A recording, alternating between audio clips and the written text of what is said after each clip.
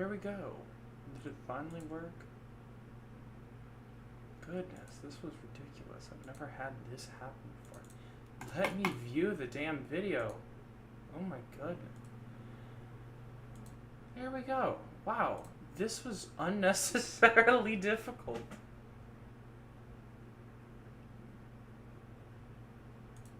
Very much unnecessarily difficult. I have to go and delete a whole ton of videos now. Why is Jesus here? Oh well. I did. I finally got all my technical difficulties figured out. It was a disaster. That was frustratingly hard to deal with. I'm not even sure what was happening.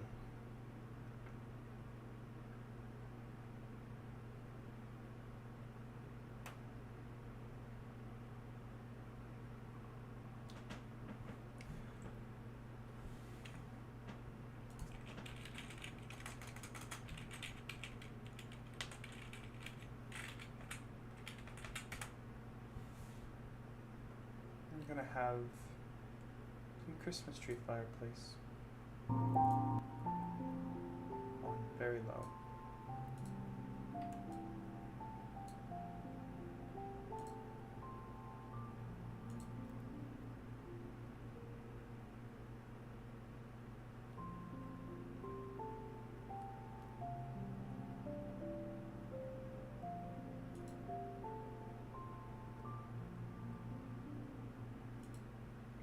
I'll do this instead. I'm trying to figure out what kind of music would be good. How's everyone's day going, by the way? Let me get my mic more closer. How's everyone's day been going, by the way?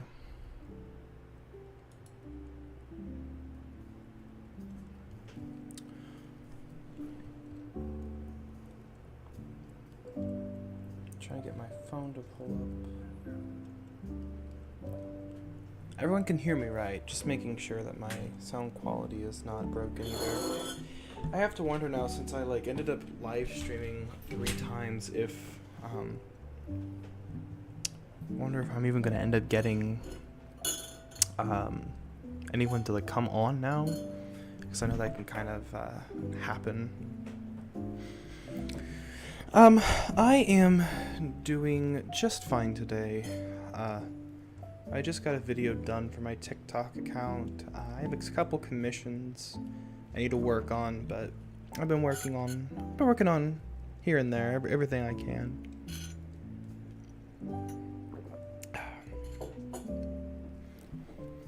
I got coffee at 7 o'clock at night, but I don't go to bed till 5, so. But I am glad to hear that you're doing well. I'm really happy to see that. My followers are having a better time with life than they were, some of them, in the beginning. I had an old friend of mine that he used to tune into these live streams, and he just kind of disappeared, and I'm just curious whatever happened to him. But I'm glad to hear that you're great, and I'm glad that you can just hear me in general, since this has been a massive disaster.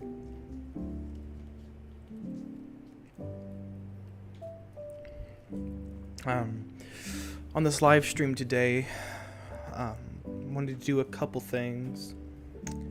I wanted to do kind of a YouTube video while on live, so people get the first come first serve, but they also can kind of put their input on it, kind of like a podcast a little bit.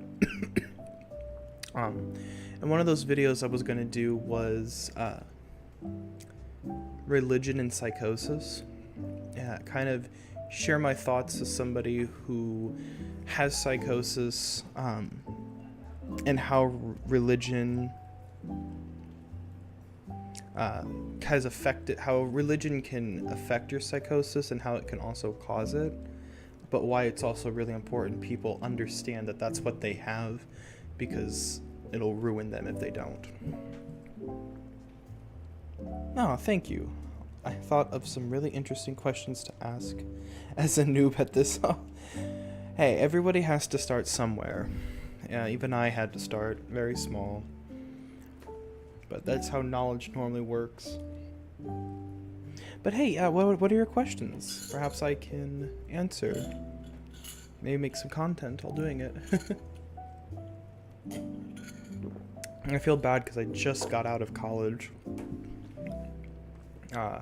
So I'm just now getting back into consistently making videos.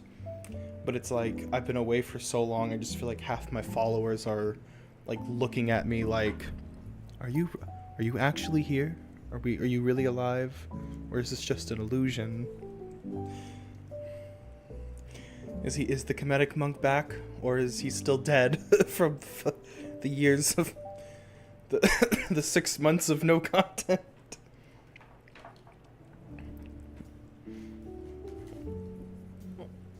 Oh.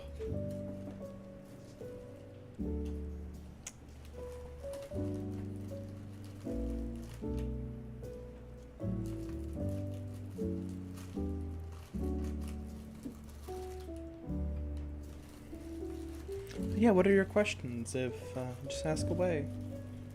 I'll be here. Trying to find my stuff.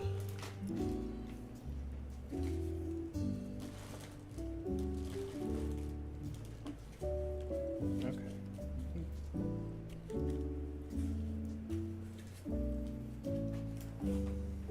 All right. Here we go. I was reading something on Reddit about how people are talking about new deities coming into the scene, ones that without much info at all. What are your thoughts on that? Yes. Oh goodness, new deities coming into the scene. It's so difficult in some cases to tell. But I predicted something like this would happen. And I've kind of met a few of these new deities, but I worry that people aren't ready to understand what they are. And because of this, it might lead to a lot of discourse and probably close to repeats of issues that happened in the past with religion. Because that will play into my my video about religion and psychosis, and why I personally kind of am afraid of that. So, one deity I was reading about is what people call the Crow Man, which I thought was really interesting. Excuse me, can you tell me what the Crow Man supposedly does?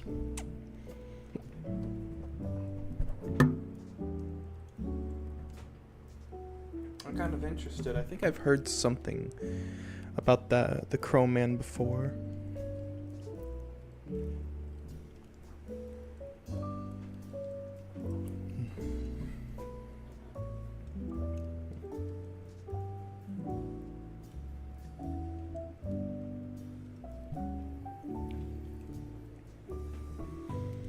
But new deities coming into the picture. I believe that they're... Okay. So, fully my personal thoughts when it comes to new religions and new deities coming into the scene, my thoughts on this are, like I said, I really think that people are not fully ready to see these things yet. And because they're not fully ready to see these things or understand these things, it's going to, I worry, lead to cults forming, but cults forming out of misinterpretation and lack of an understanding. Because when people... the other side is very hard for the human brain to process. And it always ends up leading to psychosis. Because the brain disconnects a lot from reality, and because it disconnects from reality, it can't process what is real and what isn't. And it's an understandable thing that happens. Because anybody who ends up really coming into like a deep contact with something otherworldly is going to struggle to process what it is. And it oftentimes leads to people developing mental illnesses because their brain can't tell what is what. They're seeing things that aren't there and are not tangible. The brain kind of collapses. And this is for what I would, some of the early Islamic Golden Age anti-theists posed that argument and said that prophets are all just very delusional, and due to their delusions have a tendency to incite these kinds of things. And because they're inciting them, they end up spreading a lot of misinformation about these beings. Which is why, to some degree, you could argue that ancient religions are a lot more brutal, because not only does it reflect a time period, but their interpretations of the world were also much, much looser and worse than ours. And because of that, I have my thoughts on this are kind of that it kind of goes like the idea of religion and psychosis, that religion, since religion causes psychosis, people need to be aware that they have psychosis. Look up the symptoms, look up what delusions can look like. That way you can better differentiate what is actually your deity versus what is just your head.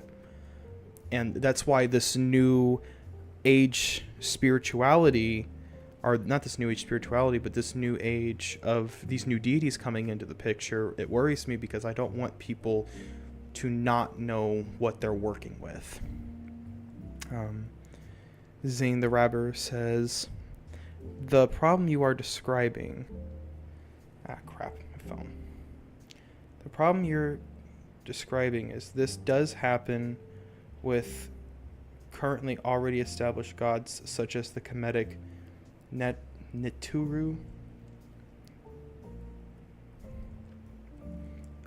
Yes.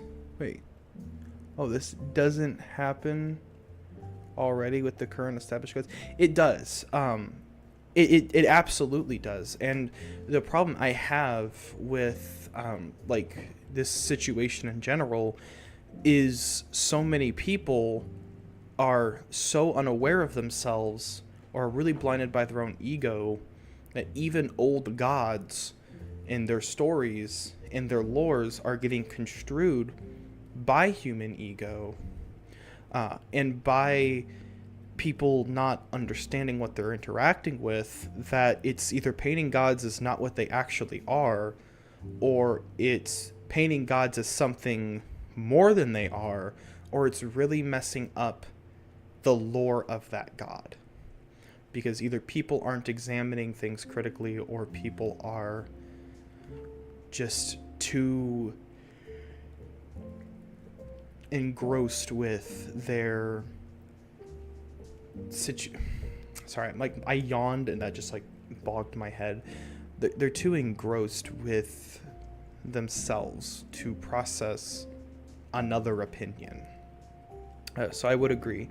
This problem is a problem now. I just worry with other gods showing up into the picture if this will ruin or affect other religions, or it will make the already current situation worse. So I think that's why I think everybody needs to know what it is like to have psychosis, or not what it's like, but what psychosis looks like. And if you are very spiritual, understand what it looks like. That way you're not getting convinced by somebody who is not an actual reliable prophet, but is somebody that is just very delusional. Like I said, these delusions can form because people are interacting with things that are beyond their line of comprehension, and the brain's attempt to comprehend it is causing it to become delusional. That's why you need to be aware that you have psychosis, that if it forms, so that you can process what is in your head and what is actually your deity. And I still struggle with that as somebody who has psychosis. I still struggle with that because it's just very difficult to tell, is this actually Anubis, or is this just is this just all me? And one thing I use to differentiate the differences is tell by the energy.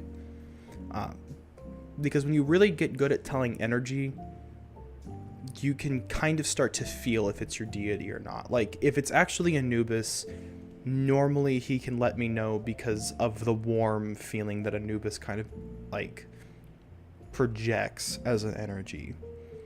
But if I don't feel that energy, if I don't feel, like, that calm and steadiness, then I know it's not Anubis, because if it was, I would feel that. Since it's not, I know it's not him. That's what personally helped me. And I hope that can also help other people in the future as well. And that is where I'm going to end that clip. Thank you so much for that. That's really going to give me a lot to work with in terms of clipping and editing. So I really want to let you know that I appreciate you being out here and you asking those questions and you engaging with the comments, because it allows me to not only have these discussions, which I enjoy, but it also allows me to make content, which can kind of get more people here. So you just existing here and asking these questions are what helped me grow as a content creator. And I just think everybody should know that even their small questions can have big impacts on people.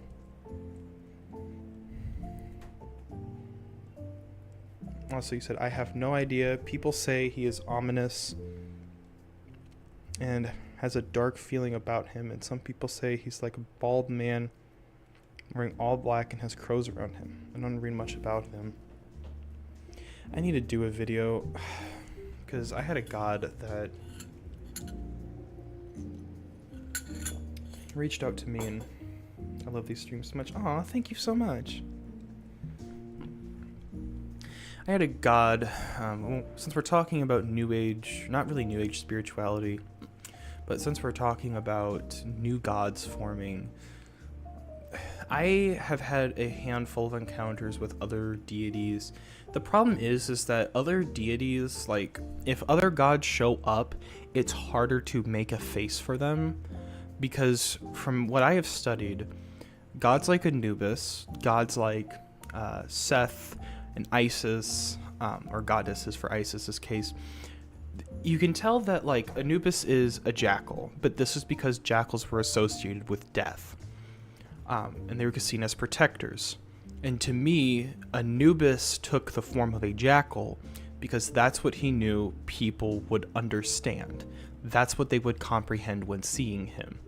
Because that's what they would comprehend, that's what leads to people following that. Or because that's what people comprehend, that's what leads them to, like, either worship it or to understand what this being's here for. And because of that, so to me, deities take those forms to show the people what their being represents. There's a lot of questions that can be asked with that, but we can save that for another time.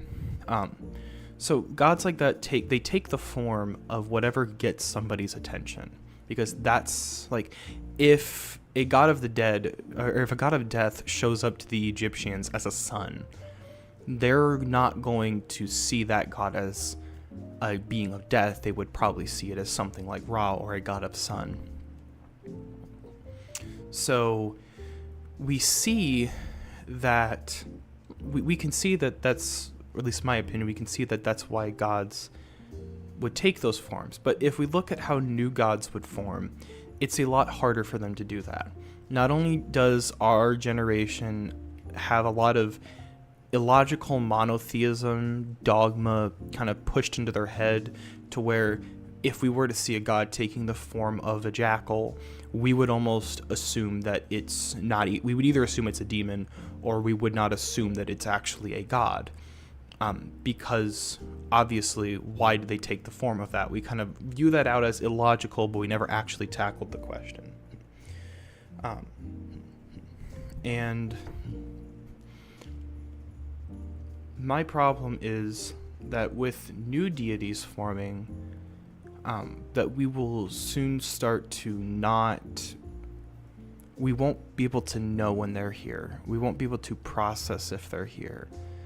And because of that, because of the lack of being able to understand it, it's a lot harder for us to be able to, or a lack of what it can work with to make us understand it. We're not really going to see or be able to reach out to that God.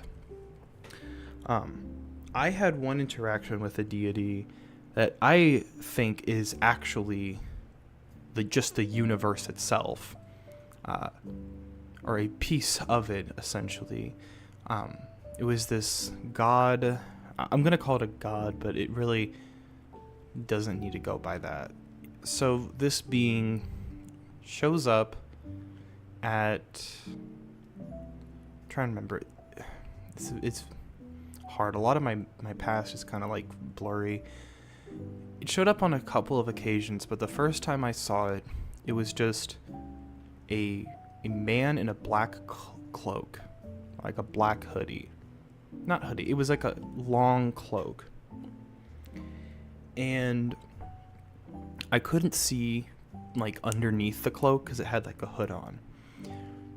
And when it took off its hood, I saw myself. And it spoke exactly like me. And when it was communicating, it spoke in my voice. And it was not hostile. It did not try to attack me. It did not try to hurt me. When it puts its cloak back on, its appearance just completely disappears.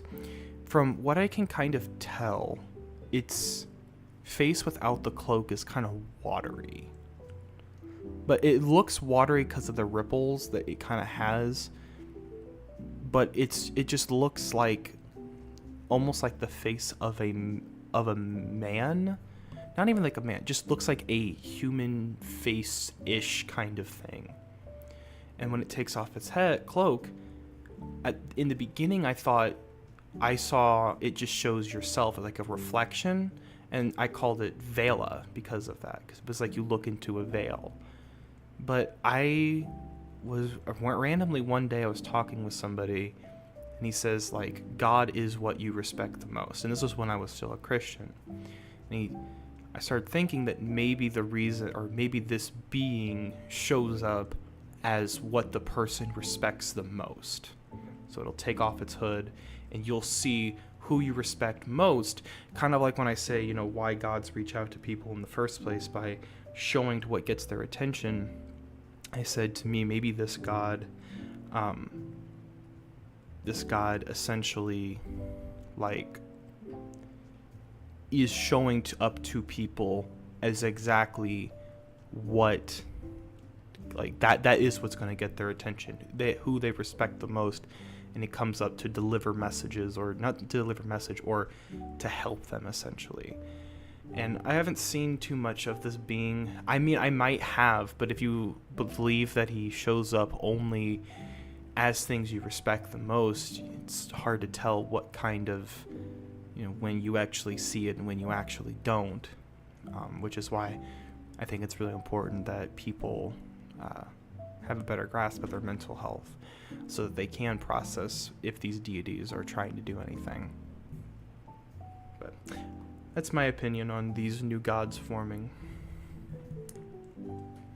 I worry I probably will only live stream for an hour today, but that's only because of the technical difficulties. My live stream is not getting pushed to the front center of YouTube, so I'm very limited on who can tune in and who can't, which really upsets me, because the problem is because of that, it's I don't know if 7 o'clock works at all.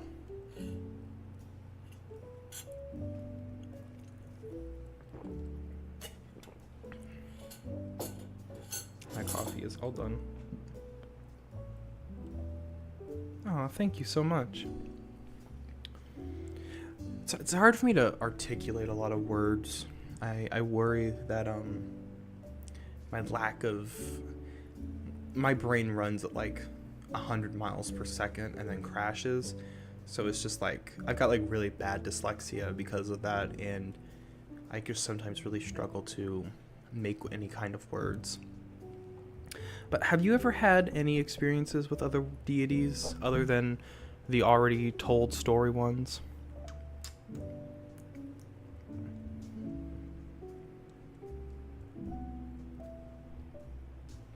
I'm curious to know if anyone else has had experiences with deities that they don't know of, because from what not a friend, but somebody told me, they were God's spouse to a god that was a very old god that doesn't have any records of them, but that they know that they are a god.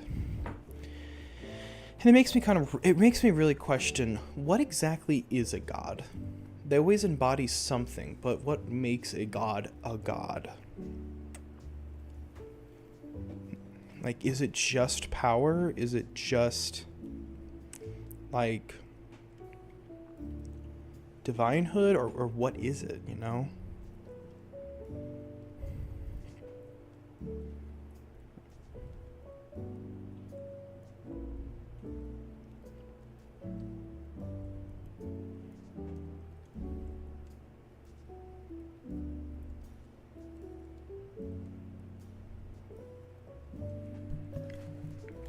Because I just think, like, I think of gods like the Buddha or Confucius, who was kind of looked up as a god. And I think, like, is a god just an enlightened person? Or is a god just a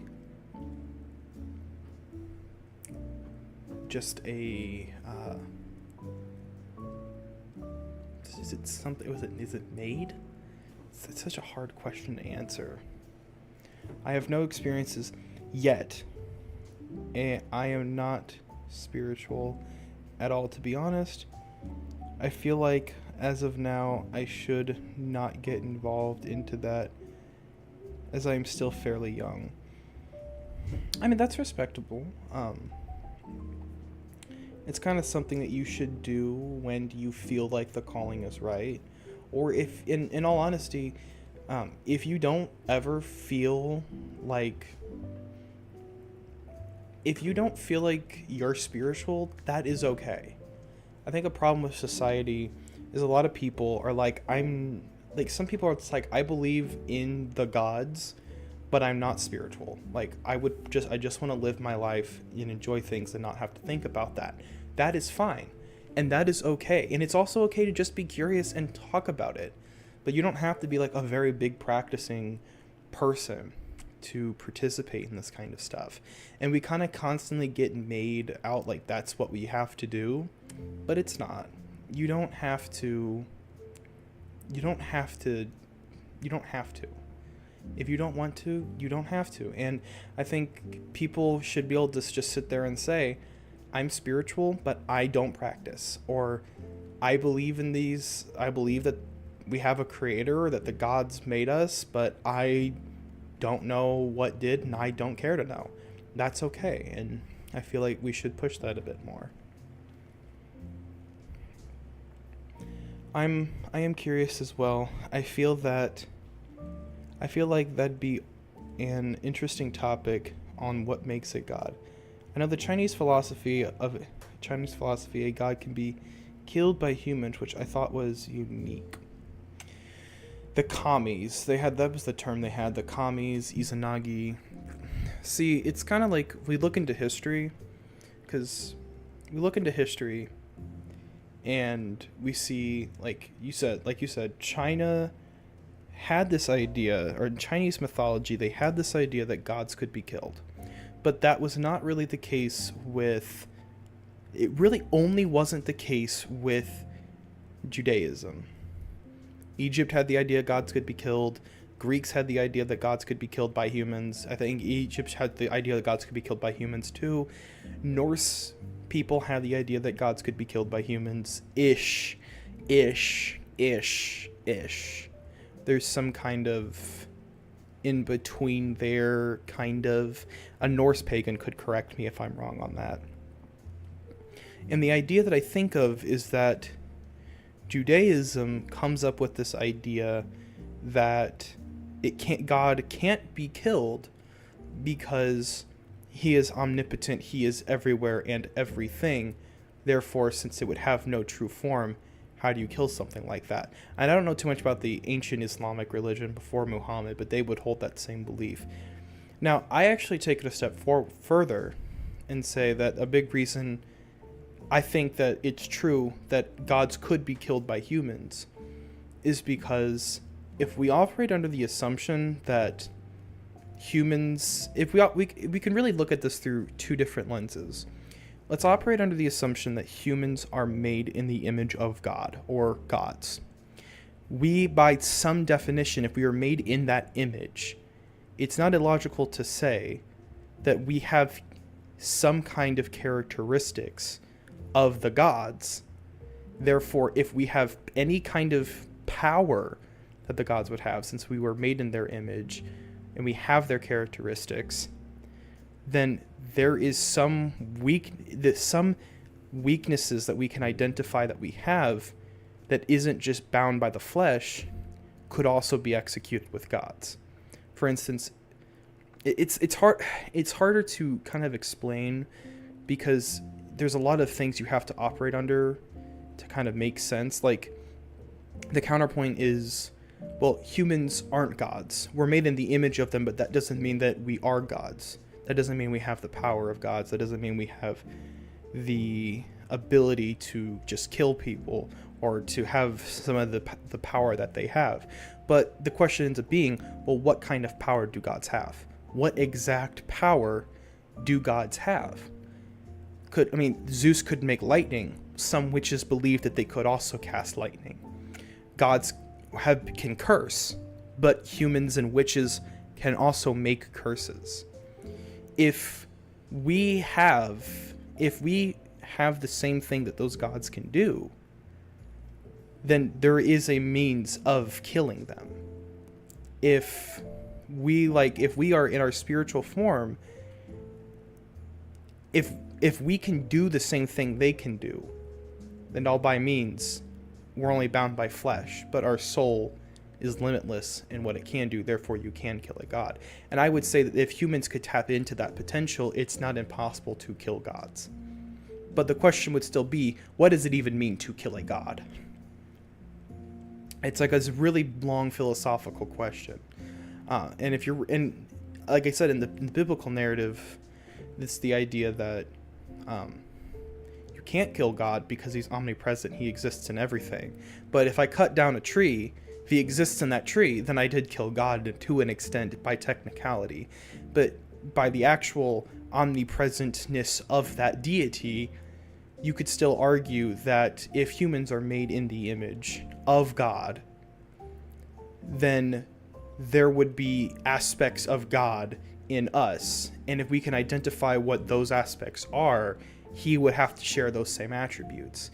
Meaning, if we can figure out how to get rid of those attributes on us, then we can figure out how to get rid of them on him, which would then by definition mean you could effectively kill even the omnipotent God. Or a god like that, essentially. People can say, oh, well, you can make a lot of things to argue and say, like, oh, well, you can't because those are just aspects and he can easily snap his fingers. And on a live view, we can argue power scaling like it's a Dragon Ball anime episode all we want. Man, I love these talks with pagans. I wish pagan stuff was more normalized because there's so many interesting talks. With monotheistic religions, it's just boring, like God dies for our sins and he is amazing. Yeah, I wanted to make these videos before that. I was going to do like a critique of monotheism at some point.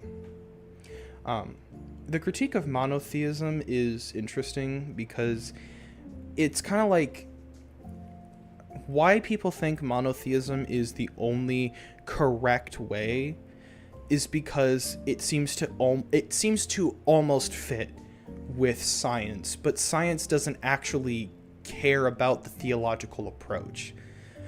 They say only one God has to exist because what is the point of other gods? Okay, I can see that's a fair assessment. But what if other gods simply just exist? What if other gods, like Anubis, like Hel, like Zeus, what if they are just byproducts of the actual creator? They are energies. Or what if they are very enlightened people or very enlightened souls that achieved that kind of power through enlightenment, like Chinese mythology and some versions of Greek mythology with Hercules would imply? And because of that, you could operate and say that they do exist, but it's not like how early versions of Hinduism would phrase it and say that, well, you have a god who creates water, well, you have a god who creates air, well, you have a god that creates nature. It would make more sense logically that one god created it all and that other gods' existences shouldn't be there. But that's because science doesn't care about the other possibilities. It logically, operating under the scientific method, it makes more sense for only one god to have created that. There's no reason for that god to ever have other gods that needed to assist in those creations. But the biggest critique of monotheism is the fact that there is not a single true monotheistic religion.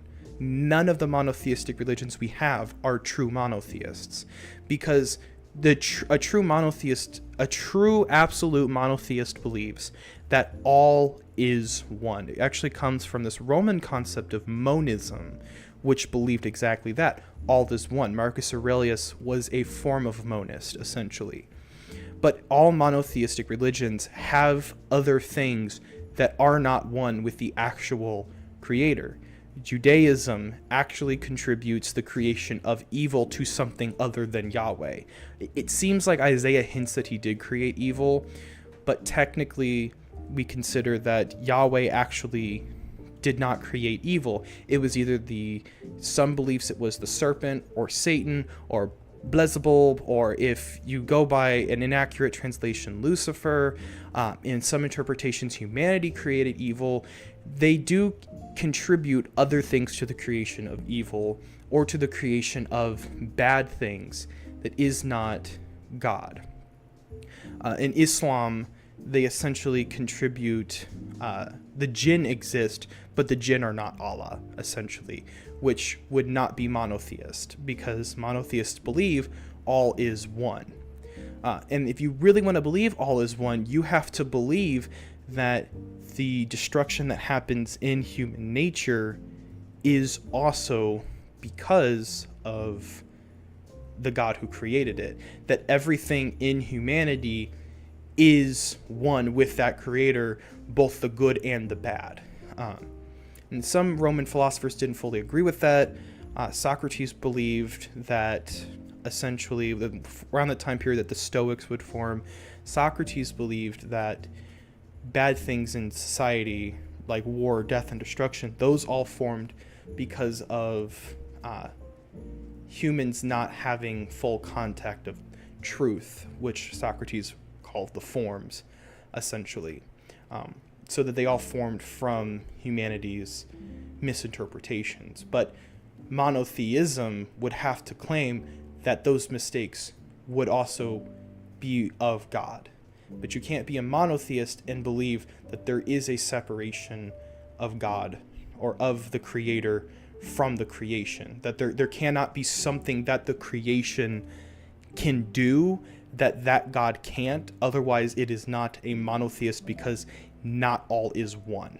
And this kind of later interpretation of monotheism would form, and they would start kind of saying things like, well, it's worshiping just one God. And I forgot, it was like an actual scholarly thing. I forgot what it was. It was like, what's his face versus the earth or something. I have to go back and look it up. But basically that's when that term monotheism would change to just the worship of one God, but that one God is not what is being contributed to the creation of everything. He's only being contributed to the creation of one thing that then created something else. So that's why there's not really a true monotheistic religion. And if we're really, really going to get in depth into a critique of monotheism, the idea that one God creates everything, including the universe and galaxies and multiple different planets, and also creates a numerous amount of different animals that exist. Like, why would God create the fucking toucan? There is no reason for toucans to exist. They have their purpose, but why not make, like, what's the purpose of the toucan? For real. No one eats it. It's a bird that lives in the jungle, but there's like 5,000 of those. What is the purpose of the toucan? Why would God create the toucan? Why would God create penguins? What's the purpose? It's Antarctica. No one lives there. No one can eat there. There's no reason to uphold the ecosystem there. It is a block of ice that your creation will never go to. What is the point of life even existing there? The moral flaws of monotheism start to show, or not moral flaws, but the biggest flaws of monotheism start to show. They look pretty. I agree. They do look pretty, but when you are an all-powerful God, what is the purpose of creating that? It serves no purpose to your creation. And like I said, Antarctica, what's the point? The flaws start to show when you see that there is an unnecessary amount of things that were created in places that the creation is never going to interact with. So why create it in the first place? It's like if you create a whole line of code for a side quest in a video game that'll never be done by the player. That's kind of like the problem here with monotheism, is there's like a bunch of just junk that sits in the creation, and then we're like, oh well, God created all of this, or God created everything, but God seems to not have had a good reason to create half of this stuff. And then you have the problem of dinosaurs and the problem of all these other things that supposedly this God creates, but his creation is not interacting with it. You can blame, I can help to push an internal critique. You can blame, the creation of evil, the creation of diseases, the creation of sicknesses to humanity's faults, but you can't blame humanity for why the toucan exists. You can't blame humanity for why a penguin exists. There's no reason for it to exist. It exists for no real purpose. I mean, it might have its purpose in the ecosystem, but why create it? Why? Again, and I will always say, like, penguins. Why penguins? They don't serve a purpose. There's no reason to uphold Antarctica as anything. It is a whole fucking block of ice. It's not contributing anything. Your creation cannot even live there, and when they do, they don't hunt penguins. So, to me, that's like where monotheism starts to kind of fall. I think the actual logical approach to the creation of Earth is dualism. The idea that Earth was either created and then left, or that Earth is a byproduct of the actual creator.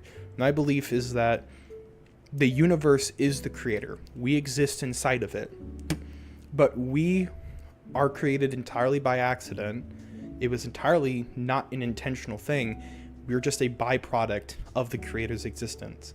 And the real question you'd have to ask is, why should the creator care about us? And that's where I think the biggest critique of monotheism starts to kind of come in here. Yes, you're right. If God was flawless and perfect, why would he create junk? Exactly.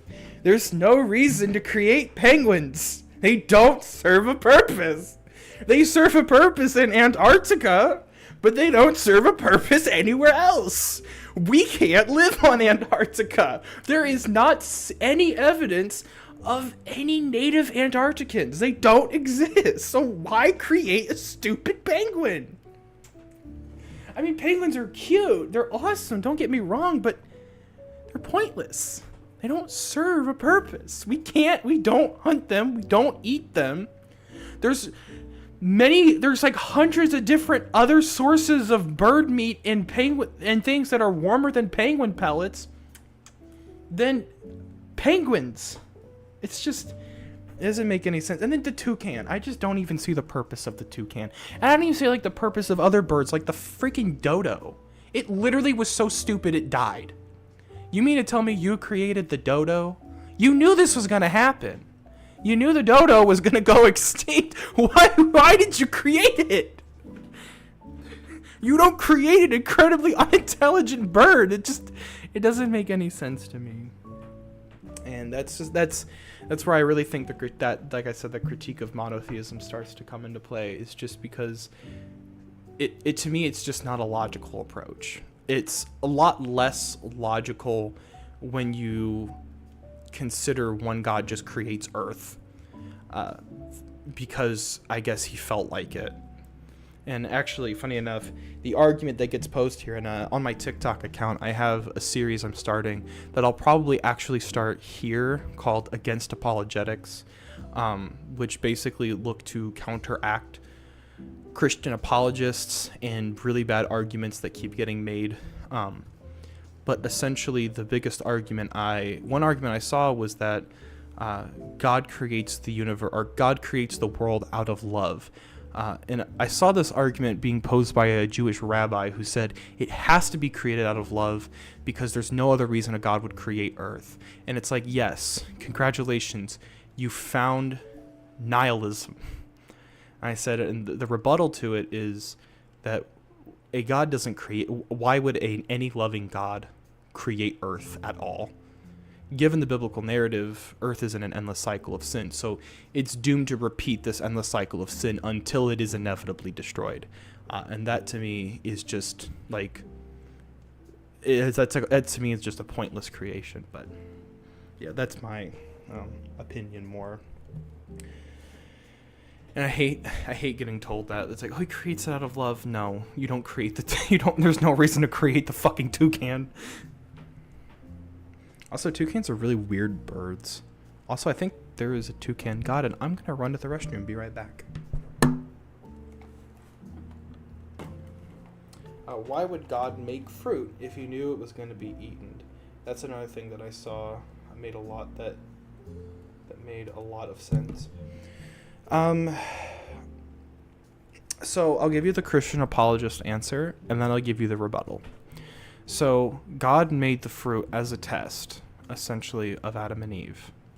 And his goal was to see if they would pass or fail the test.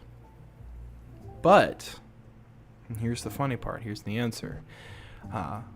They bite it, and humanity is what led to this, their own downfall. Okay, but who gave humanity free will in the first place? It was the God. It was, we'll operate on here, it was Yahweh, it was God. Okay, so, but obviously he has to give humanity free will, because if that's the case, then we're just robots. Okay, but free will, because of this, he's like opened the Pandora box of destruction. Because think of it like this, you give humanity free will. Free will leads to sin. As long as free will exists, people will sin. Because it's an inevitable cycle. It is going to consistently repeat no matter what. Humanity will sin against God because it has free will. So, and that leads to many destructive and disgusting things that start affecting other people's free will, that start leading to sicknesses, that lead to diseases, that leads to pain, suffering, war, all these other horrible, horrible, awful things. And the cycle is like in an endless repeat. It's going to repeat forever. And someone would say, well, it's not going to repeat forever because Jesus is going to come back and he's going to destroy the world and he's going to establish the new heaven. That's great. Until you realize that, do humans still have free will when they're in heaven? If the answer is yes, then the cycle will repeat again.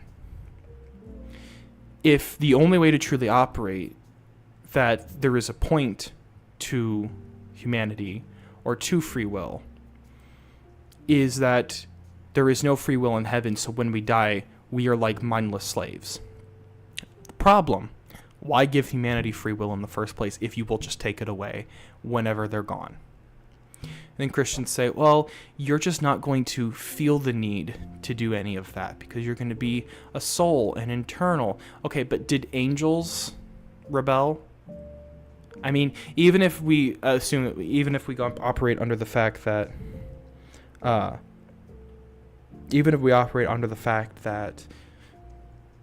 was I going to say? Even if we operate under the idea that Lucifer doesn't exist, angels in the Jewish narrative still rebelled. They still bred with humans.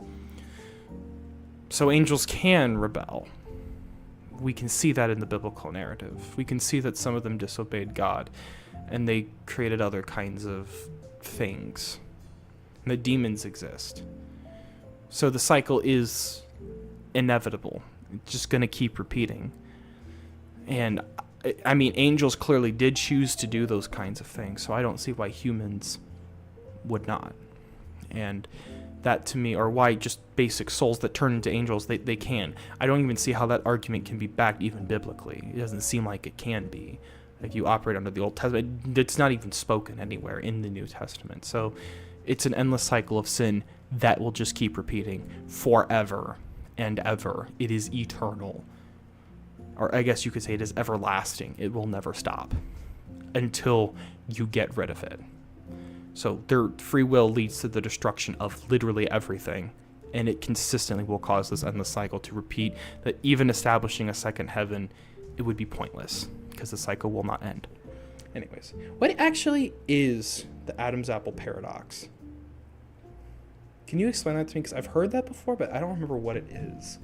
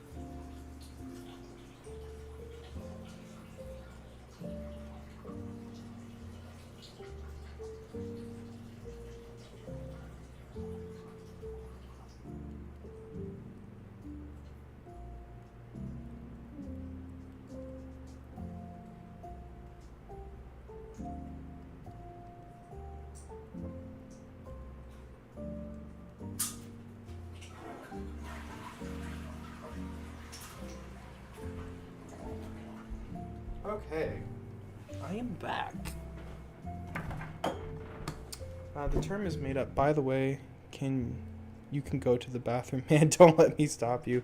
Well, it's just I would like to continue engaging in conversation. Essentially, though I'm deciding, I'm kind of up in the air if I want to end the live stream, on an hour, or if I want to go the full 2 hours, because YouTube screwed this podcast up because I had a lot of technical difficulties getting it to turn on. So I think I had 4 streams of just refresh off or on off because I was trying to get it to work. And I think what happened is YouTube detects me now as a bot, and it will not push my stream up anywhere. So no one's going to end up joining, but I don't know. I'm really enjoying these conversations that we're having because they've just been fun. I say it's a paradox because why would God let humans eat the fruit if he was omnipresent and he knew it would happen? Oh, okay. I got you. And yeah, again, the argument that a lot of apologists will make is, well... Man, what a short stream today. Yeah, I think unfortunately a lot of people have probably thought that too. That's why a lot of people are probably not going to tune in fully. Though I definitely want to clip some of these, and I'll probably put like the Religion is Gray podcast, because I stopped doing that in the beginning because like making videos is hard. Funny enough, I learned as a content creator that making videos it's not as easy as people think, because it's a lot of stress, because you have to make an interesting thumbnail. You then have to edit the footage. Some of the videos that I have like 6 rough drafts to, and it's just like, you gotta, okay, it's like you'll hear it, you're like, okay, hold on, I need to add that, okay, let me just redo it. All right, now it's 20 minutes long. Nobody wants to sit down and watch a 20-minute YouTube video that's just you talking about a topic, so throw that away. Okay, let's post it out again, try another time. Okay, and then you kind of get what you're wanting, and then boom, you upload it. And like I had this on my TikTok account all the time, because I did a video before this hoping it would gain some traction, and then people would like come to my YouTube channel, and it just like, it's just so stressful, because it's like you'll make the video, you'll realize it's too long, so you'll have to condense it all down, make it shorter, and then you realize it's still too long, so you condense it down again. You realize that your points are all over the place, so you have to condense it down again, and then you got to keep repeating this until you eventually get one that gets the point across, but throws away all the little side details.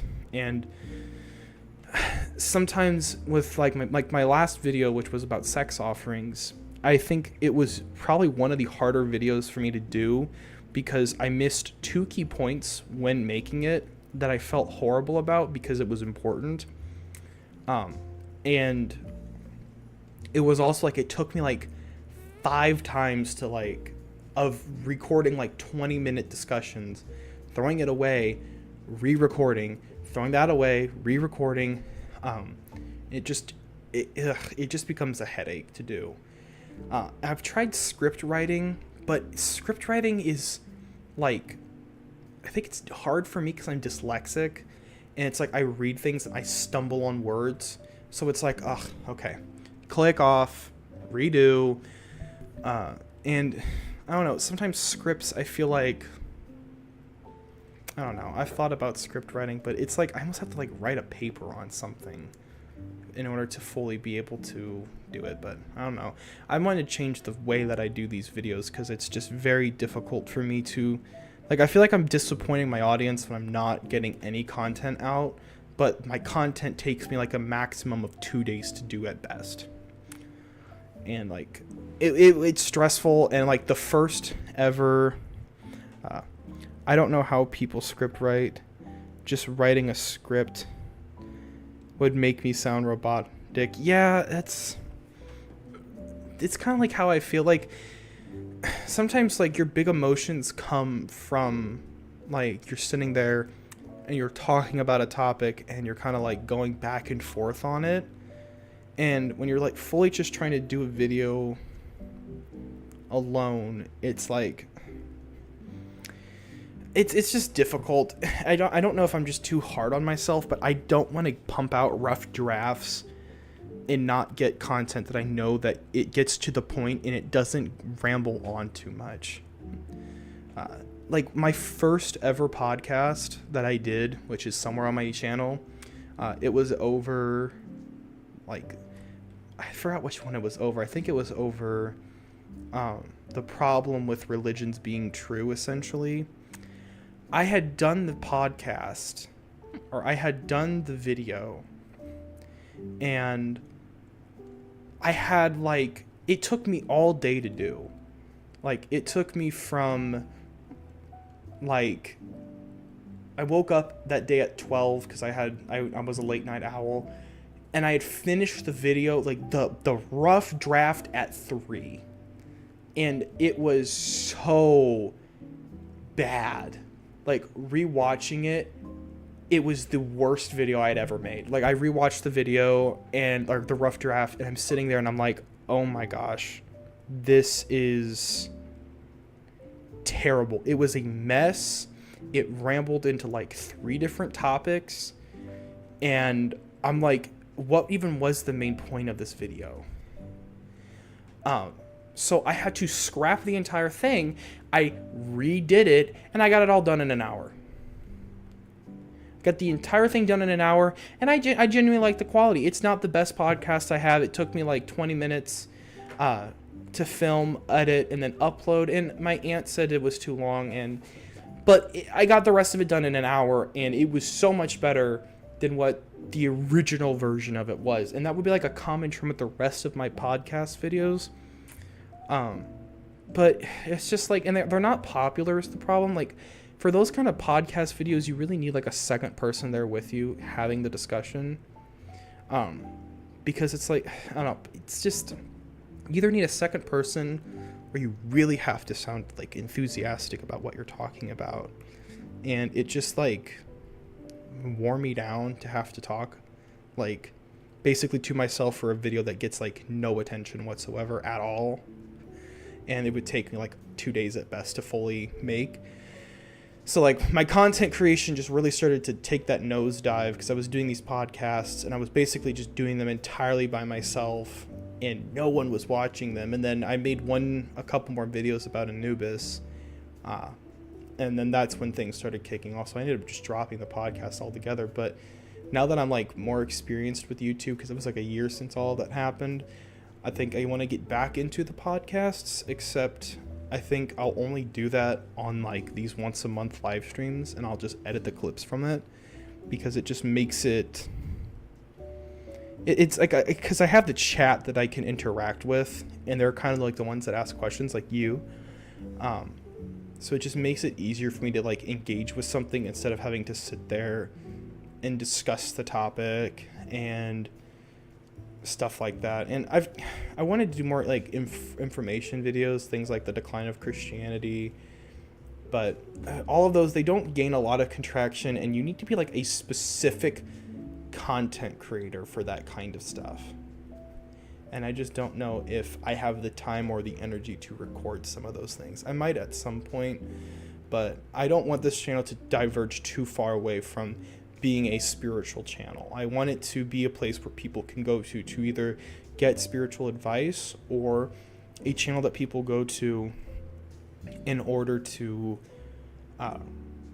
ask questions. I don't want it to be this entire like, I hate these one group of religious people kind of, YouTube channel, or one that's just like a very clearly heavy bias. Like I'm pushing for a doctorate's degree in religious persecution and oppression, or in extremism. And I want this to become an informative channel, but it's just, there's a lot of complications that come with it. But yeah, that's my rant for the day. I'm glad that my channel is what it is today, though I wish I had more energy to get content out.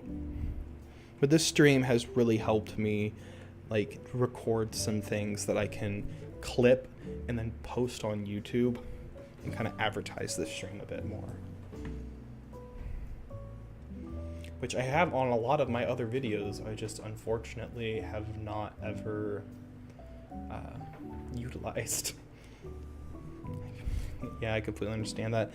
I'm glad, because I always feel frustrated, because I know I have like a lot of people on here who do genuinely enjoy my content, but because I post so little, they just like have a tendency to not like really tune in. But I can't blame them, because I don't post a lot, but I want to post more. But I just like video editing, man, sucks. It is just the worst to do. That's why I stuck to just like having like a background and then like put the sound clips. But in all reality, I don't really think people enjoy that kind of stuff more. Like, they would enjoy it if I had pictures and like if it was like a longer video. But the point of some of my videos is that you tune them on and then you do something else and you have that play in the background, because like that's kind of how some people function. If I had like a bunch of pictures and was doing like a bunch of stuff, then the video would come off as this big video that's just trying to be like like too informative, essentially.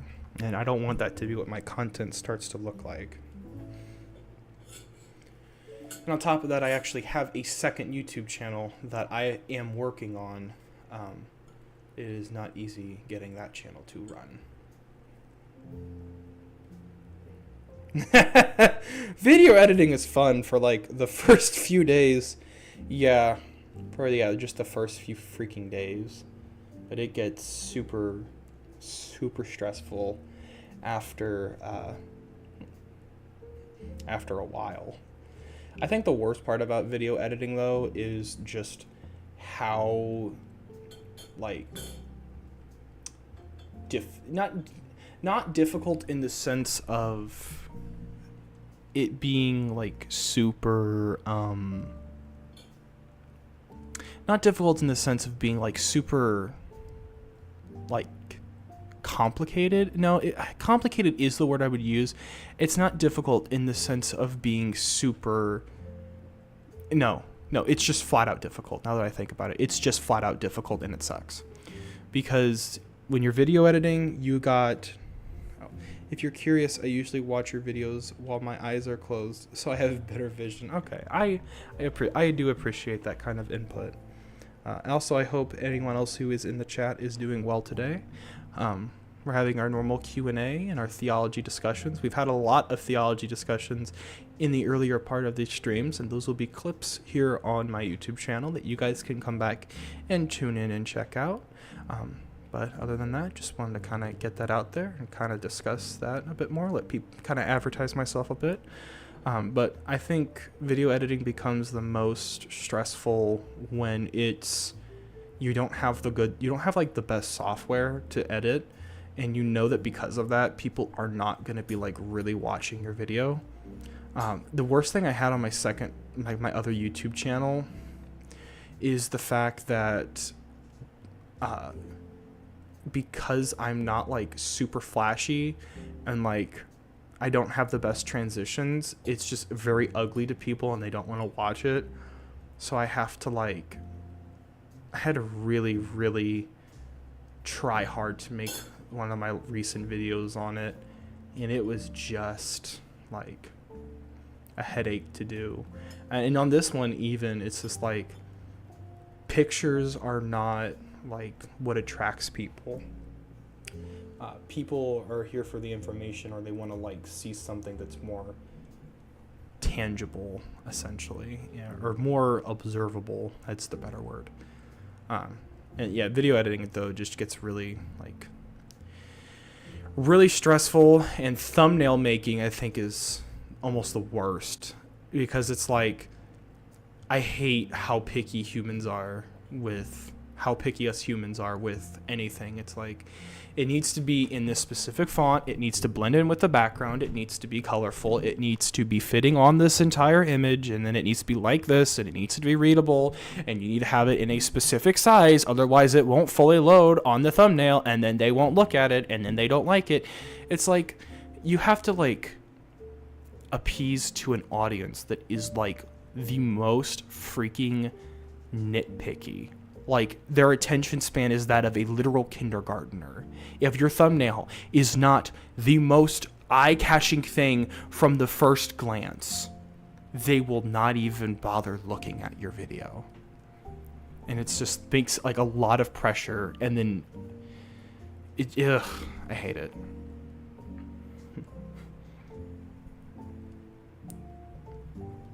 That's funny. This is like the Q&A with the monk for Anubis, but I've spent like a good maybe 20 minutes of just venting about how difficult making YouTube videos are. But it helps, I guess, people feel like just because I'm a monk, it doesn't mean I have supernatural powers.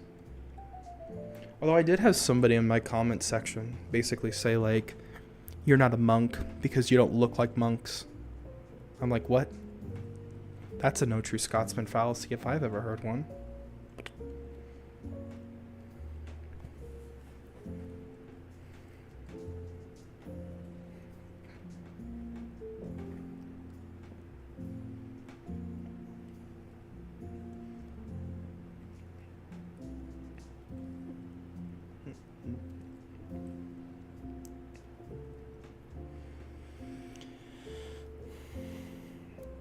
I think I am going to get off, though, just because I know the stream is broken. It's like I don't know. It's like I don't really want to get off because I am enjoying these conversations, but it's like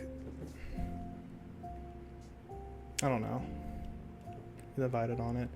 So I only do these streams once a month, and I was gonna do a second one, but I don't know if I'm gonna do a second one this month. I might see if my friend is going to be able to. If I can get him, I can see if he'll be interested in doing the video. Yes, in order to be a monk, you need to go through. You need to go bald and have 3 dots in your dude. I've been told that before. I have literally been told, if you were a monk, you would be bald. And I'm like, okay, I need to be bald to be a monk.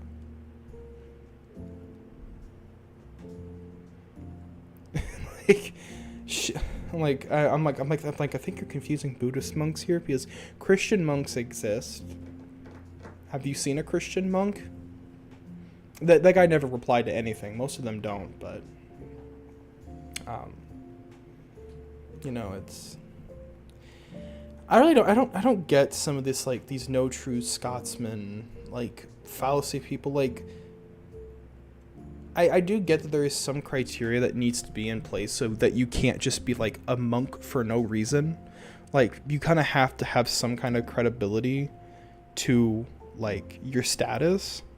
But I think the biggest issue that I have seen with people who will claim to be monks is it's like they'll claim to be a monk and then they just don't do anything that the religion teaches. And I think the problem is that people look up to monks as if they are people with authority, but I almost feel like being a monk is a personal title. It is, like, if you are an actual monk for your religion, you are just a very dedicated follower of whatever that religion is.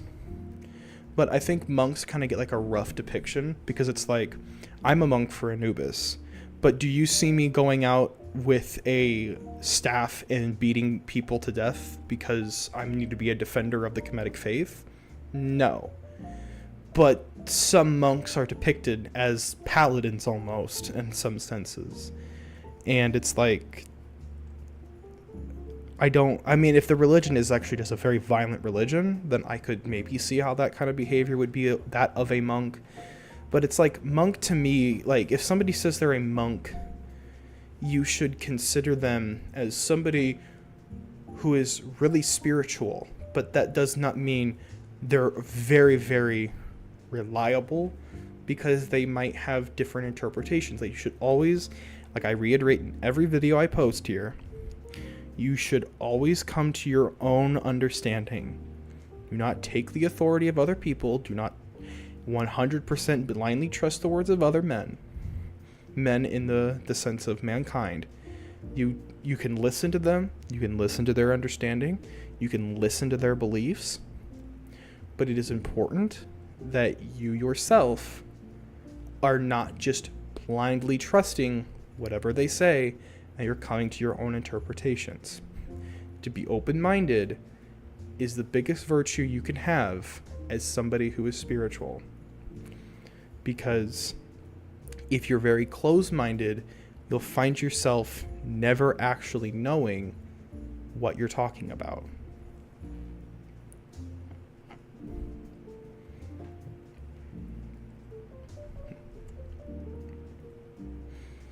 I say that too hateful, though. I don't want to be like, you'll never actually know what you're talking about. Like, you're always going to be blind. You're going to find yourself simply being so close-minded that you're never going to fully gain this understanding. It's okay to share those things. If they're not willing to listen, that's on them. They can be blind, but that doesn't mean that you should be blind.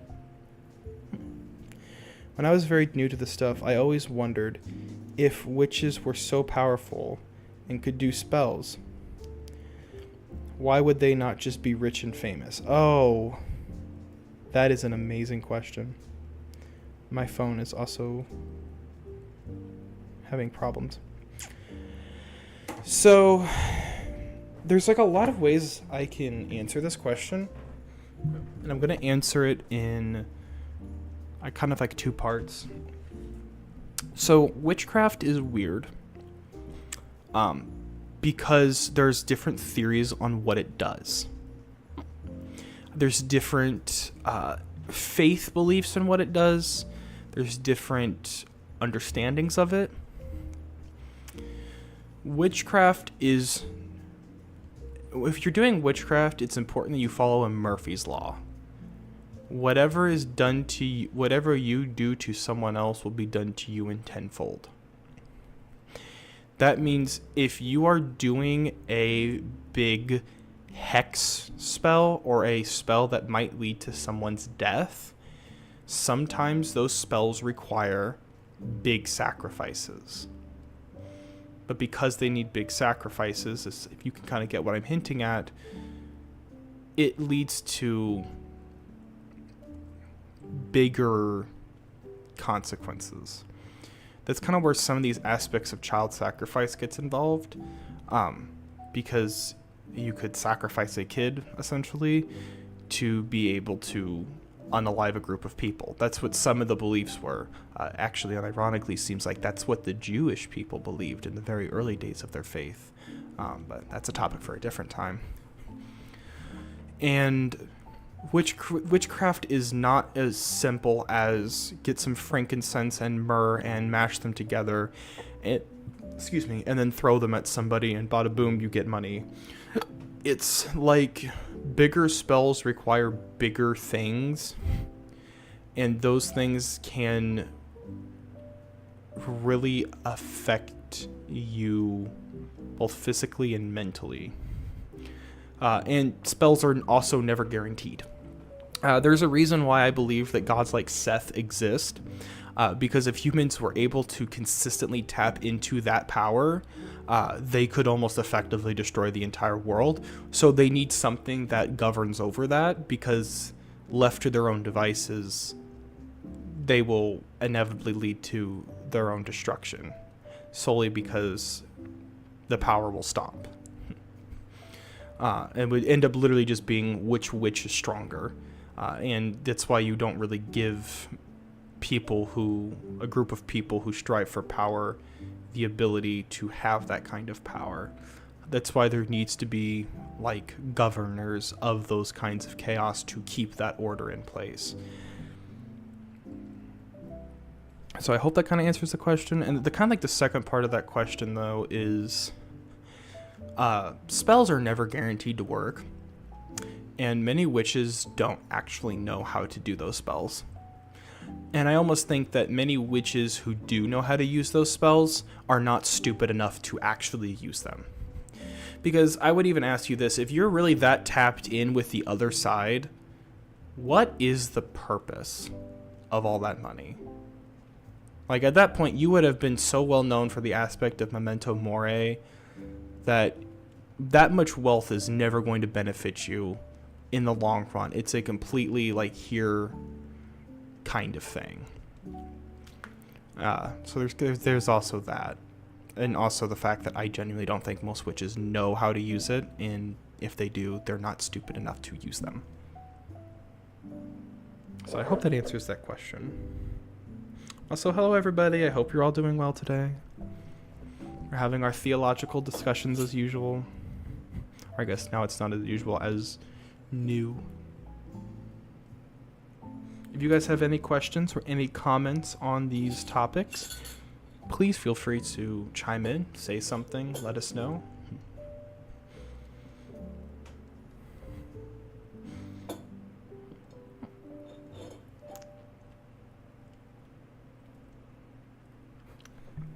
I did want to ask a question about deities that do not want to be named. Have you worked with deities like that? Why would they not want to be named? Don't deities want more people to worship them? Oh, that's a great question. Deities that do not want to be named, and do all deities want people to worship them? So I'll answer the second part of the question first. And this again, like I always reiterate, comes from my own personal interpretation. Let's consider that let's ask the question of why would a god want people to worship them? There has to be a reason for why gods would want something like that. And under a Christian, Muslim, Jewish perspective, it's because God wants everybody to be happy. So worshiping him is the only way to truly be happy. Or in some of the Jewish belief, he's just very jealous. In other understandings, evil gods, like the demiurge, want people to worship them because their whole purpose is to spread destruction. And the more people that follow them can spread that destruction, because when you work with a god, you invoke them. And that god doesn't have rule over your life, but can better influence it, because you kind of almost act as if they would. And the problem with that is if you invoke a destructive god, you destroy. If you invoke a demon, for instance, like a demon that acts on instinct of anger or fight, I call them, people call them demons. I don't really think they're demons, essentially. There's probably another word for them. But that's why people will also act very angry and irrational, because they're invoking something that entirely just wants to cause destruction. So why would a god want that, essentially? I'm sorry. I'm sorry. That I had to sneeze really horribly. So the question is, why would a god want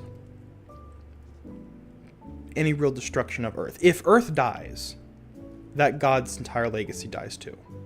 And then there's no saying that it could ever get more followers. So when it comes to the aspect of why do gods want people to worship them, the short answer to the question is gods don't.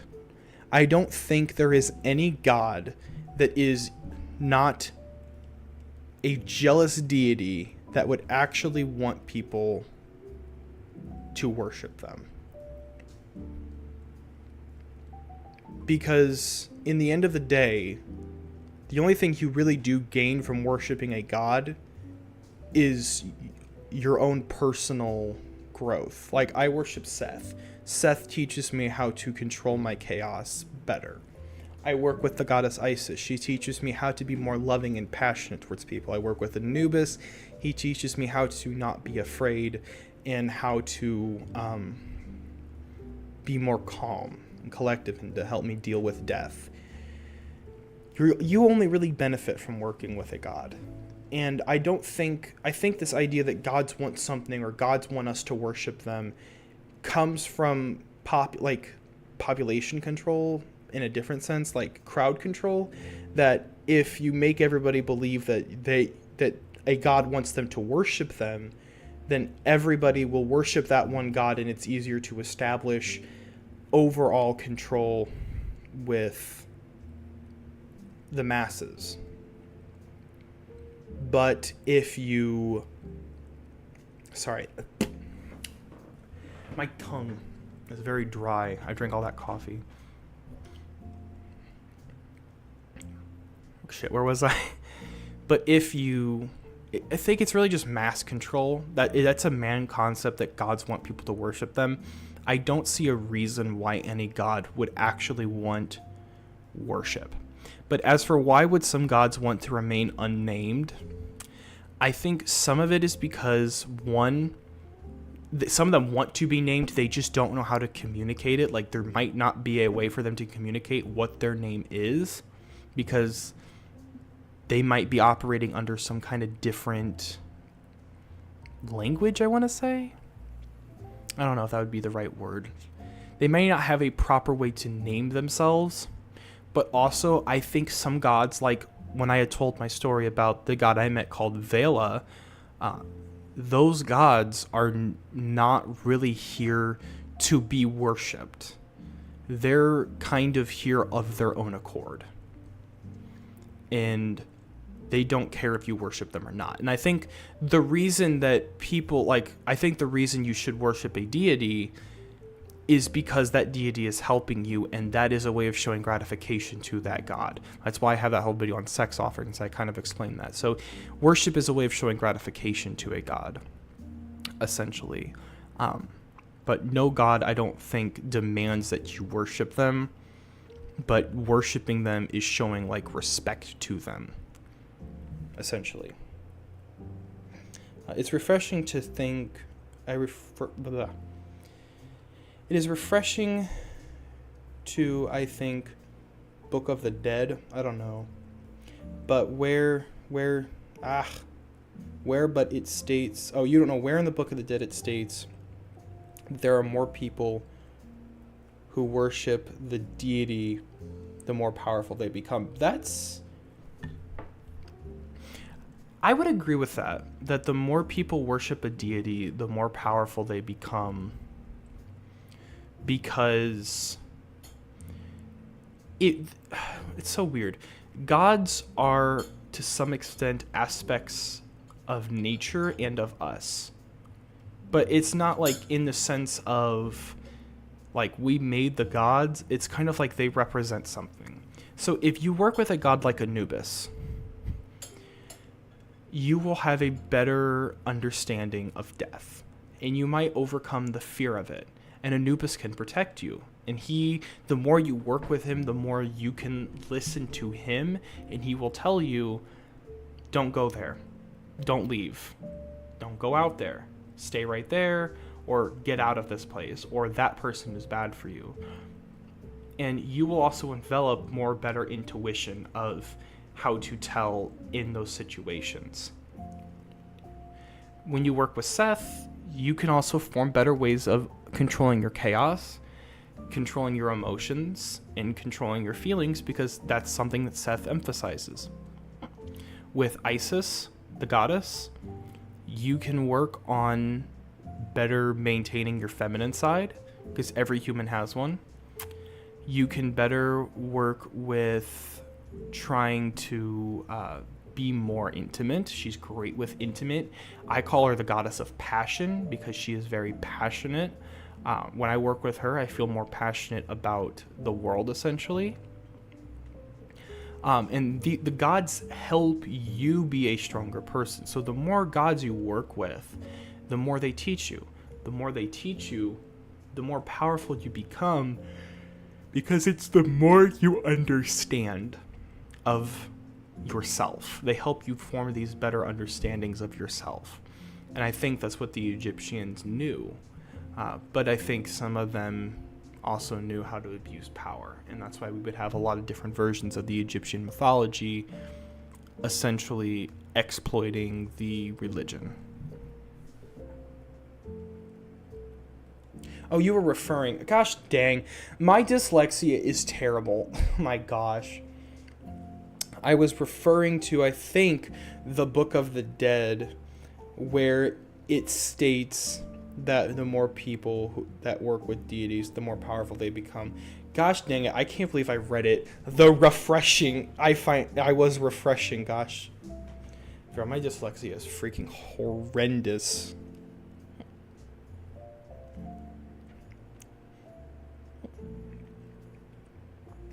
I also think that if we're really looking at it through that perspective, though, like, why would Egyptians want people to worship them? Or why would the Egyptians want people to worship their gods? I did a video on this on my TikTok. I had said stuff like the Kemetic religion, or the Egyptian religion, was changed by pharaohs, essentially. That's why we would see gods like Anubis being associated with death, but then being associated with the underworld, then being associating with embalming, and then being completely wiped from the mythology, and Osiris being what sticks with that. And I think, haha, don't worry.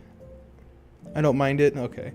The reason this happens is because it gives specific cults more power than others. So when you tell people, oh, the more you worship gods, the stronger you become, it basically gets more people to worship and follow that religion. That it's the equivalent of a Christian saying, the more you follow Jesus or God, and the more you let the Holy Spirit in you, the better you become. But I think what Christians are missing is the reason to why.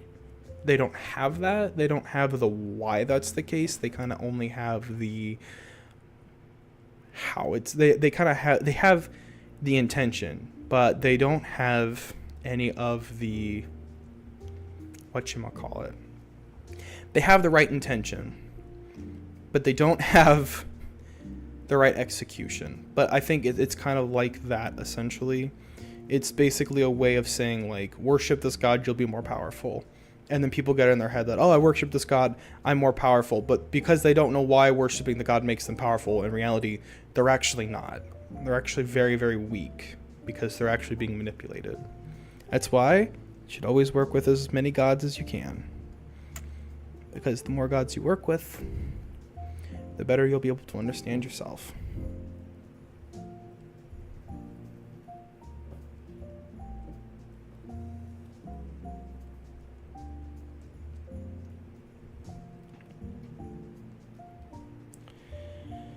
Christians kind of have the, if you don't worship him, well, you're going to hell, so have fun. Yeah, I'm aware of how Christian dogma kind of started to play into that, essentially saying exactly that.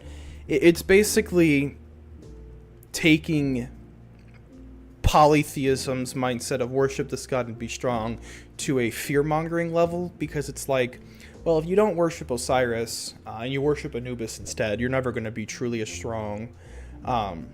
But now it's like, well, if you don't worship Osiris and you worship Anubis, well, Osiris will kill you and Anubis will devour your soul. That kind of becomes like exactly that. And I think it is, once again, because of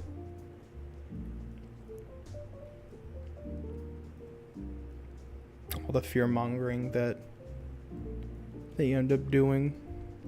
But it's really like the only way they can get people to stay in the faith, because without that kind of like control, people won't follow the religion.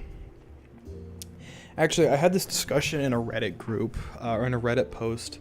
I had asked people, like, if they were for or against proselytization. Overwhelmingly, people are against proselytizing. But there was a large number of people who were for it, and I had said, it was mostly Christians and Muslims, and I had said that without proselytization, Christianity would not have, it would never have like stood the test of time, that without the proselytization, Christianity likely would have died or just became a very secular belief amongst early Jews. It would have been like the Mandaeans who believed John the Baptist was the Messiah. That would have been the case, except it would have been with Jesus. That would have just been a very secular belief. And I said, proselytization is the only reason that happened. And that proselytization also came from fear-mongering of the religion and Paul messing with the Gentiles, and that fear-mongering of you have to accept Jesus or your God will forsake you. And it's kind of what I really hate about religion, is how easy it is to fearmonger people into believing something because they are scared. Because Pascal's wager, while being a fallacy, is also very convincing to people. Because, like, if I come at you and I say something like, well, you better accept Jesus as your Lord and Savior, you're going to hell, and I show you why all the religions are false, you're kind of stuck in a situation of, well, you're either going to worship Jesus and go to heaven, or you're going to have the shitty alternative, which is hell. You better pick a single decision. And I had a really good argument against Pascal's wager, but I forgot what it was. I do know one thing I've always said is that, yeah, but like, are you really a true Christian then? Like, if you're just following it because it sounds the most truth, that doesn't mean you're going to follow its teachings or care.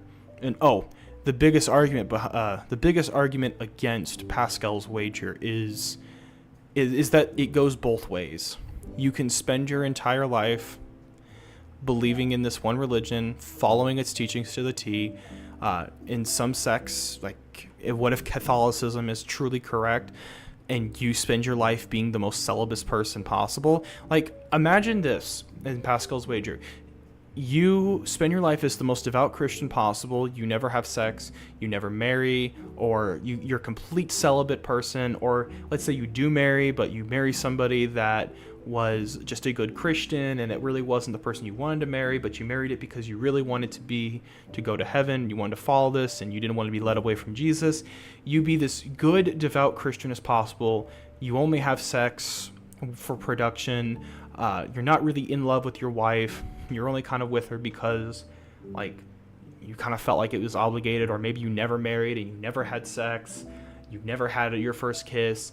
And let's say you die and you find out you literally just wasted your entire life. Let's even take it a step further. Let's say you spent your entire life spreading the gospel, trying to preach to everybody, but let's say you really wanted to be an architect. Let's say you really wanted to be a construction worker. Let's say you really wanted to be a historian. Let's say you really wanted to be literally anything else but a person who just goes to the door and preaches like the church wants. You wasted your life. And I don't think Christians understand that Pascal's wager can go both ends. They kind of just assume that it's only relevant to their argument. But it's like, what if you literally waste your entire life just doing nothing? Just doing as you think the Bible told you to do, and now you have nothing to really show for it. And you were so insignificant to the world, you were just another missionary going around preaching. And to me, that's why I don't like the idea of celibacy, or the idea of being a Christian, because in all honesty, if hell is truly, if somehow Christianity is truly true and all that awaits me is eternal torment, well, at least I went living the best possible life that I could. But I almost in my heart know that Christianity is not the only true religion out there, given the fact that almost everything contradicts it. But contradictions of Christianity can be saved for another video, as, again, I don't like my streams being turned into like a massive one religion bashing, but most of us are ex-Christians. That's kind of why we end up having these discussions.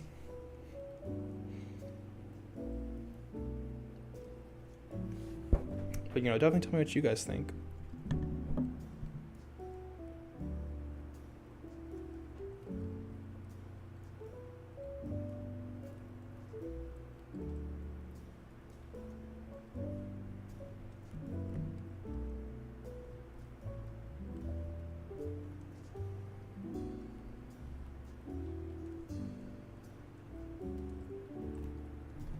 If hell was somehow real, like you said, then I'd rather burn in hell than sing songs and worship God all day and have no free will. I think that is a very valid critique. Like a very valid kind of thing to hold. Sorry. Because, personally, I think the reason I feel more safe knowing that the Christian belief of heaven isn't true is because if it was, then to me, the idea that heaven isn't, this cycle of sin's just going to keep repeating. You're never going to have the world, anything truly be free of free will. Free will literally has to not exist in order for people to be free. That is it. Or people to be free of the endless cycle of sin. So you have to literally throw away free will in order for that endless cycle to exist, or for that endless cycle to stop repeating. But that sounds horrible, and I don't know why any God would allow that. And personally, it's I want to be happy with my life, because what if Pascal's wager goes the other way? What if it's nothing? What if there is no other life after this? Do I really want to go just being a Christian missionary preaching the gospel my whole life? Do I want to be celibate for my entire life because the Bible said it was wrong to be gay? Do I want to go my entire life never loving somebody? Because to me, that's not a life worth living. That's a horrible life. Why would my entire existence be boiled down to just being a good Christian? Why make me at all? That sounds awful. Sounds terrible. To some people, maybe it's great, and that's great that they can have that life, but we weren't given free will for, if we're going out by the biblical narrative, we weren't given free will for nothing. I mean, like, if I die in the end, like, if, Christian heaven's true, and I die in the end, and, oh no, I'm dead, I'll have one thing up on all the Christians. I had a good life. I lived an absolute amazing life full of being who I am, being loving, being loved by people, getting to enjoy sex, getting to enjoy intimacy, getting to enjoy the things that I liked. And they're all going to ignore all of that. They're going to go to heaven, and they're going to just be right back to just doing what they were doing on earth. But I'll have one up on all of them. I'll be in hell, and they'll be up there with their family, but guess what? They're up there with their family, and they ain't having fun. I mean, maybe they are with their family, but they ain't gonna be. They're not gonna have done what I did. I don't think heaven is in Christian narrative. I don't think it's truly the best outcome. I think the best thing that you can do is have an amazing life. And some people can say you can do that and be Christian, but not everyone has the same idea of amazing life as you, essentially. And you can argue and say, well, people can do disgusting things. Like their amazing life can come at the sacrifice of free will of other people. And yeah, that might be for some people, but what about me? Like, I just want to enjoy my life, man. I'm not going to sacrifice the free will of other people, but so what about me, Sorry, I don't mean to always get so in depth, but I'm literally a debater. I debate for a living, so it's just all of these things I've already discussed, and I love rediscussing them. Also, hello new people who've joined the chat. I'm so glad you're here. We're just having a theological discussion. I am a monk for Anubis, so you're free to ask me any question, but if you have other theological things you want my interpretation on, feel free to ask.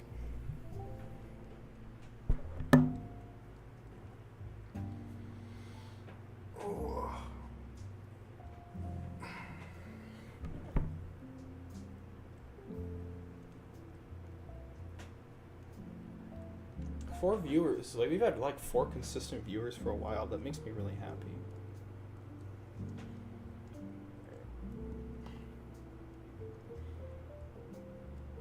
Oh.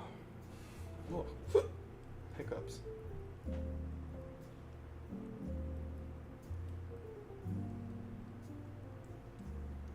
I love hearing you talk about Christianity and how dumb it is. I remember how scared I used to be of religion, the afterlife, because I thought it was the only way.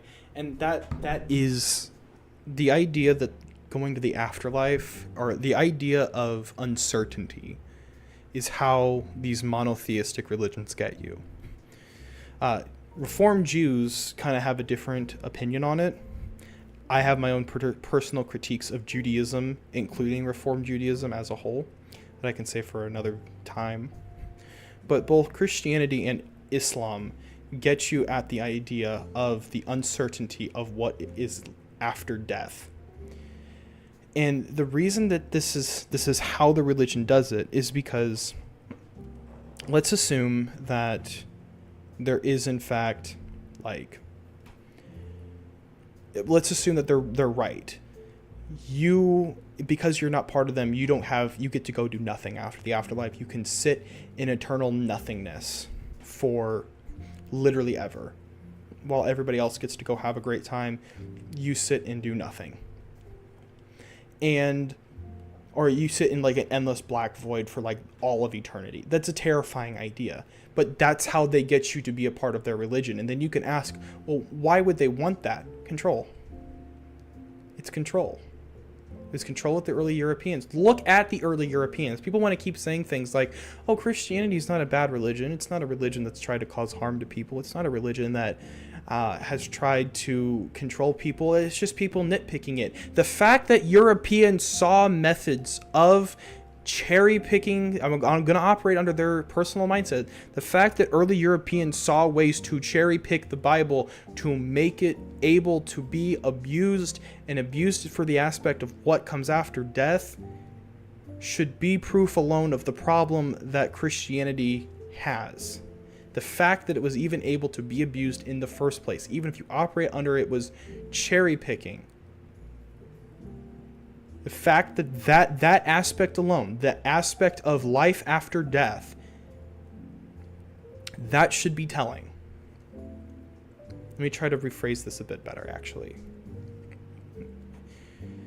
The fact that early Europeans could look at Christianity and say, the one thing that's going to keep people in it is the fact that they don't know what comes after death, should be telling to why this religion is popular and why it formed in the first place.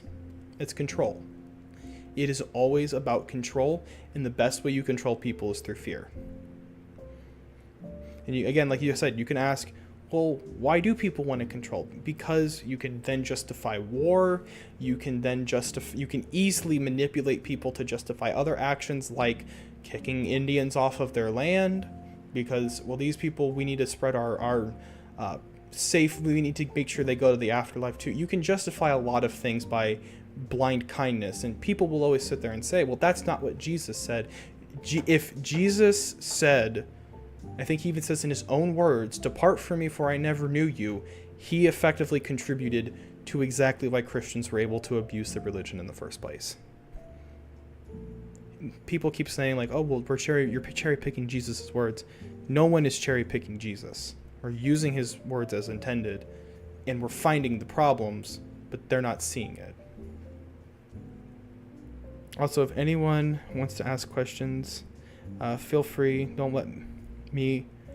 let me whole freaking comment section of questions scare you. Well, I think some people are just like lurkers, like they're just listening in the background, essentially. I don't actually know who these other people are. Like I said, my live stream is not getting pushed up to YouTube because of the fact that I spammed a bunch of that stuff. So it's just kind of like bouncing back and forth. And I also think some of these people are probably coming from TikTok, essentially. So that's kind of where this is coming from. I think the problem is... I think just the problem is that I don't know what time works best for people, because I asked them, I said, does 7, I think I used to do 5 to 7, but I'm not sure if people want like what time works best for everyone. So I'm probably going to ask another poll that's like, what time do you guys want? Should we stick to 5 to 7, 7 to, or 5 to 7, 7 to, or 6 to 8, 7 to 9, 9 to 10, or 9 to 11, or super late night, or nighttime 10 to 12. I'm not sure what time works best for people, but I think 10 to 12 is too late. But people said that 5 to 7 works best for them, or work 7 to whenever works best for them. But I don't have a problem with people just lurking, because, they're kind of gaining knowledge. Also know YouTube has that one bot that just kind of always sits in your things for some reason.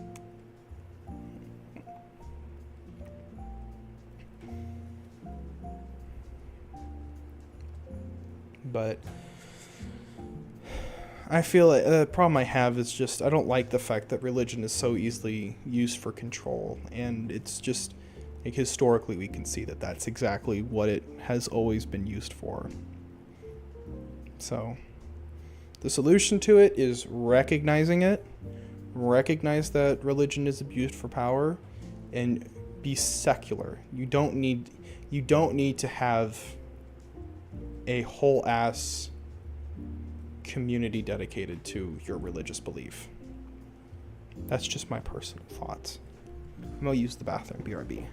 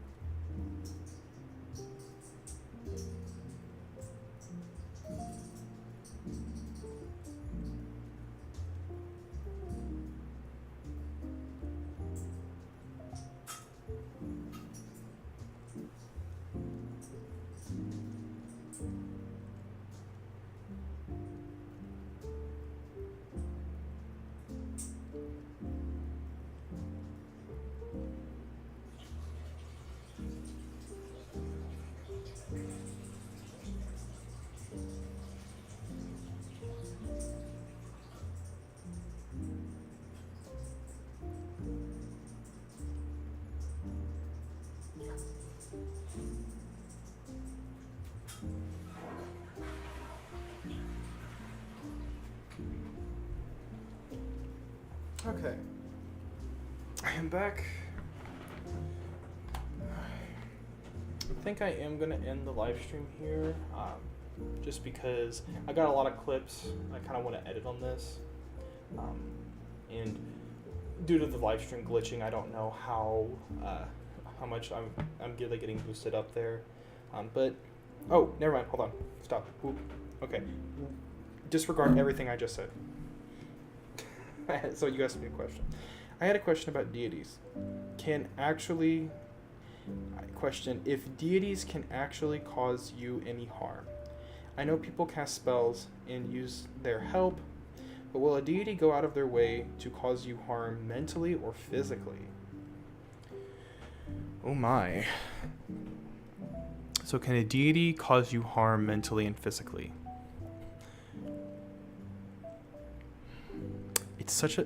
It's not a hard question to answer. It's such a big question to answer. Short answer, yes. Long answer, why? So when I first worked with Anubis, and people who know Anubis know he's very active around 3 a.m. to 5, like super early morning and then super late night. Like early morning as sunrise, like I think 5, like it'd be like sunrise to late morning, and then it's like 10, 11, 12. He's really active around 10, 11, 12, and 1, and then through 1 through 5. Regardless, and when I first started working with Anubis, I had promised him an offering at like 1, and then I never gave him the offering. And when I gave him the offer, I never gave him an offering. I promised I'd give him one, and then I never did. And then I could feel something call me to the altar, and I looked over there for some reason, and I could feel like he was pointing to his bowl that I'd only leave on this altar. And I think I said, I'll get you your offering in a minute. And I'd already promised him this offering. And I remember in like a few minutes, I had already eaten. Suddenly I had this painful hunger. Like I was literally starving. And I had to like rush to make a bunch of snacks. And so Anubis, I realized at that point, cursed me for a second. Because he was punishing me, and he was upset that I had promised to get him an offering, and I never did.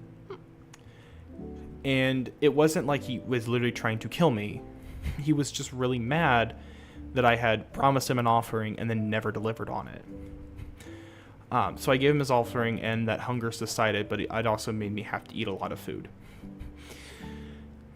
In experience, Seth, also, one time a tornado had hit, but he had warned me of the tornado ahead of time, and a tornado had hit where I was at, and he had warned me of that tornado because I think he knew. It's complicated. I think he had warned me of that tornado because, like, of how the question of why would they want to cause harm. And that tornado taught me how to better control my anxiety. And later down the line, when I actually got Seth an altar, Seth starts showing up in my dreams. And Seth is terrifying. I don't know if any devotees of Seth have actually seen Seth's face. Seth is scary. Seth doesn't actually really have a face. It's like you're looking into a big white face that looks like Slenderman almost, that has no eyes. And the way that he will stare at you in these dreams, or he'll just, like, you can't tell that he's staring, but it's just like you're seeing this big white thing just look at you consistently. And it scared the crap out of me on the numerous occasions I've seen Seth in dreams. And when I've seen Seth, he never intentionally hurt me, though. But he did cause me mental pain. But this kind of goes back to one of the earlier things I talked about with religion and psychosis. That when people don't know the difference, it kind of is just a byproduct of what they're trying to do. So, yes, they can cause you mental pain. But the why is the hard part. Are they really trying to intentionally do it? Or is it just happening because of their existence and your brain struggling to comprehend them? Now, if you're wanting to know in the very physical sense, can a god flat out just create mass delusions? The answer is still yes. But the question is, why? I don't know personally. I've never had experiences of gods doing something like that intentionally. I have had Seth put me in nightmares where I'm running from monsters, but I've never had Seth do it where I'm running away from monsters and those monsters are, like, actively scratching and hurting me. A lot of times Seth was showing me in those dreams that I have control and that these things are spiraling out of control because I'm letting them do that. But I have control to stop these things. But that came with pain. Like, I've always said to people who work with Seth, I'm like, or to people when they ask what it's like to work with Seth, I'm like, Seth will throw you into an entire ocean of sharks and then basically just let you try to figure your way out. Or he'll show you the way out, but everything else is going to have to entirely be on you. So I've never seen deities actually do that, unless in some cases they were trying to scare away someone else. As somebody told me he had Seth. Seth will also do stuff like that. Seth will actually, like, go to someone's house and scare them if you ask him to. He's a god that really will do anything if you give him a good enough reason. But sometimes the consequences that your actions have are why he's doing it, because he's trying to show you what's going wrong, like why this is not a good thing. He kind of applies that Murphy's Law too, like tenfolds will happen to you if you are really, doing something that he's not. Like, he'll do anything, but he'll also show you why those actions will screw you too. But essentially, it's weird because they can, and I think sometimes if you make them mad enough, they will.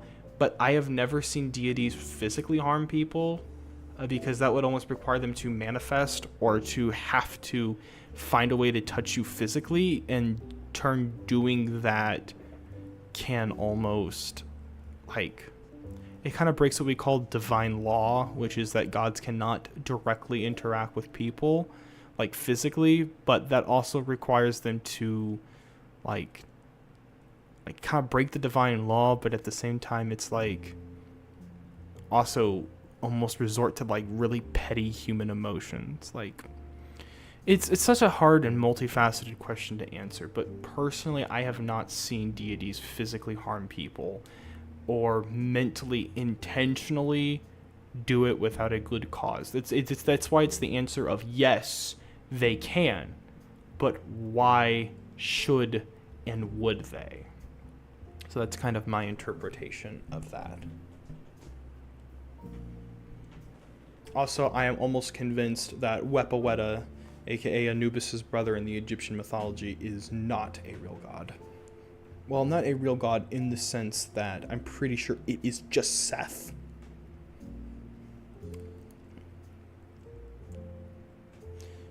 So I hope that gave you. Do you have any other questions after that? Like, is there something that like, is there like a follow-up question to my response?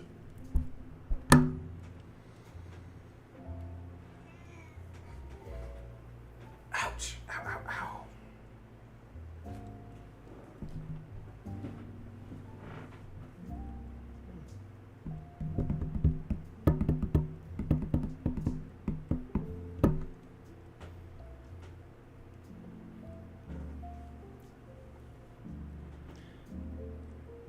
Thanks for giving me answers to all my questions. Of course. Thank you for being here. You give me a lot to clip and post. Sadly, no, but next live I'll have more questions to be ready. All right.